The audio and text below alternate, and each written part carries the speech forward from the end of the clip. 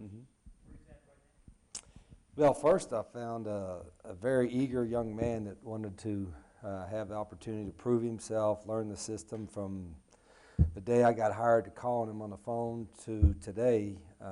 He's worked really, really hard and has been all in and been pleased with his progress. There's obviously always going to be days where he's learning a new system and we got to do a lot of corrections, but he's got a lot of talent, and more importantly, he's got, I think, a big desire to prove himself, and I hope he keeps that. Rich, right here. Oh, you got the mic. Scared me. It's like somebody from beyond. I know you like to go fast, and most guys in the RPO game do, but what dictates to you when you want to slow it down, or do you? Well, obviously part of our philosophy, and this is talking with Coach Luke as well, and mine has always been you want to be able to control the tempo as best you can, and then if you have a 2-touchdown lead in the fourth quarter, you try to try to win the game. And so that's always kind of been my thought process was let's try to get a 2-score lead in the fourth quarter, and then at that time. But controlling or dictating the tempo is not just going fast all the time. It's changing tempos up throughout the course of a game. But you have to practice going fast. I think it's always harder to slow down than it is to speed up. And so from day one, we've tried to be able to go faster at times. And Memphis will be used to that because they've done it, and Coach Norvell has seen it for a long, long time. But for us, it hasn't been something totally new because I think they've done some of that in the past. But for us, we've worked hard on different tempos since spring practice. Has there been an element of the offense as you've installed it that has been particularly challenging for these guys that they've had to work harder to grasp? I think anytime you're a new system, terminology is going to be different. I always tell everybody it's checkers, not chess. You don't have to think 6 moves ahead, maybe just one. But at the same time, there's always different terminology, different ways that you run route packages, different ways you attack a defense. And for us, it's been, some maybe systems kind of approach it from a pass-first standpoint, some from a run-first. I think we try to look at it from a totality standpoint that, we want to take what the defense gives us, but you have to be able to run the football, I think, at times. And, how you run it, that doesn't mean you're going to always be 2 backs and 2 tight ends. If you could run the ball from a spread set, sometimes that gives you a little bit of an edge or an advantage. So, we've tried to install it from day one. I've been really pleased from a schematic standpoint, what we've been able to get in, particularly for the first year, has been pretty pleasing. Now, executing it is another thing. You got to be able to execute, and so that's going to be the big thing for us, particularly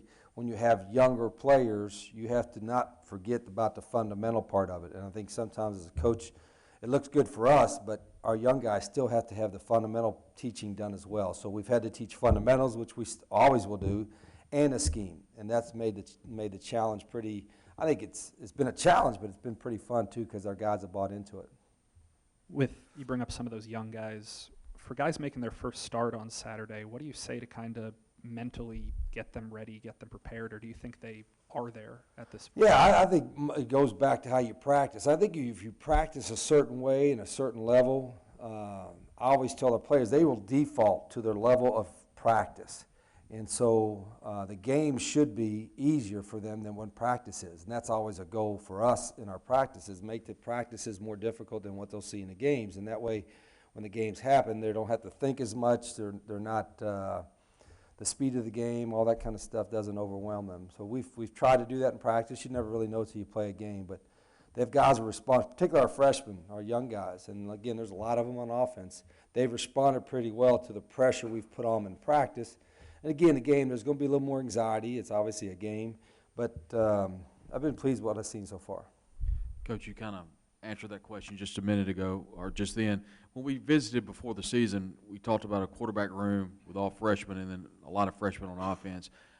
From then until now, how is everything and how is everybody towards game week with that room full of freshmen, specifically at quarterback? Well, they've grown up in about 4 weeks, so they're 4 weeks older.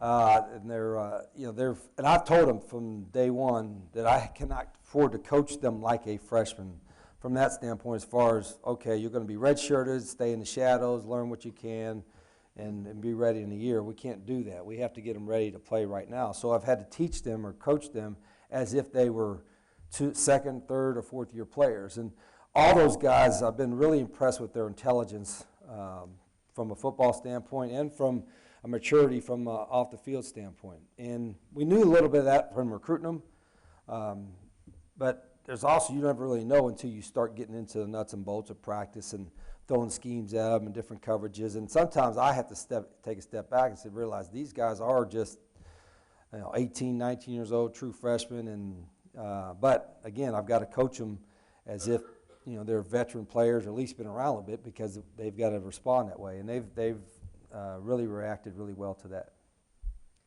In your experience with first-time starting quarterbacks, especially really young guys, has there been a difference in what's possible playbook-wise, first quarter to third quarter? How much do you have to kind of read his mental and emotional state to know what you can even try ask to me do? This Saturday afternoon, maybe I could tell you a better answer. I do think, again, just the way we go about doing it, and if it's a first year in the system, they're almost all freshmen. I think the difference is if you had a junior class-wise type of quarterback, he'd have a lot of his fundamentals down, a certain maturity and all that. But, when you're a new system, it's new for everybody. And having done this, 4 or 5 different places, always the first year is the most difficult. Particularly as coaches, we got to make sure we don't do too much, because we can think too much and try to overwhelm mentally. So we've taken steps back, but our guys, again, have done as much mentally as I could have hoped at this point. And as we go forward throughout the season, and certainly throughout the next couple of years, we'll be able to do more and more with them. And that's the exciting part. At the top, you mentioned Matt's passion. Do you ask him to lean into that on the field, or do you kind of want him to control himself? Well, I've always said I'd rather say whoa than sick 'em. And I got to say whoa with Matt, I think, quite a bit. But not from the standpoint. His passion, as long as it's an intentional, positive type of passion. You don't want to do anything silly and get out of your game, get out of your mental focus and concentration. And then Matt's able to do that. I mean, he's not, we'll rein him in, but I don't foresee that being a problem. I like his leadership, and again, he's just a redshirt freshman, but I've told him from day one, I mean, you've got to be prepared to be the face of the program as a redshirt freshman, and that's a lot to put on a guy, but I think he'll be able to handle it, and we'll coach him to do that. Coach, you've coached your left, a bunch of good college quarterbacks through the years. At this stage in his development, who is Matt Corral most like that you've coached previously? I've been asked that. That's a good question. I've been asked that, I've had different types of guys. I mean, I've had some really athletic guys that can run and throw, but he probably closest skill set wise resembles a guy named Matt Scott, who I had my first year at Arizona, I think in 2012, and Matt Scott was from California as well. But very quick release, great arm strength, was a good runner, and a feisty competitor type. It probably matches his skill set more than anybody. And Matt Scott had a phenomenal year. It was just, I only had him 1 year because he was a redshirt senior, but he threw for 4,000 yards and did a great job. Had I had him for a second year, I think he might have been the player of the year in the league. But Matt Corral is probably very similar to him as far as their skill set goes. But they're all been different. And again, Matt, putting pressure on him to do a certain amount for our offense maybe seem like a lot, but I think any quarterback in any system wants that. And Matt will be prepared for that mentally. And we've got some young guys behind him that have done a good job as well. Coach, how would you rate the physicality of the offense, particularly the offensive line? I know Matt wanted to get tougher and more physical up front. Yeah, I mean, the question comes on Saturday, right? I think in practice they've responded pretty well. They're still getting, young guys still are getting stronger, but the guys in practice have done a good job with it. I think sometimes when guys aren't as physical as we want, it's because they're still thinking, and they're processing, and that's part of our job as coaches, so they don't do that, and we got to make sure that's not the case on Saturday. I don't want to overload them on Saturday. I don't want anything where our players have to overthink and not play as physical, as fast as they need to.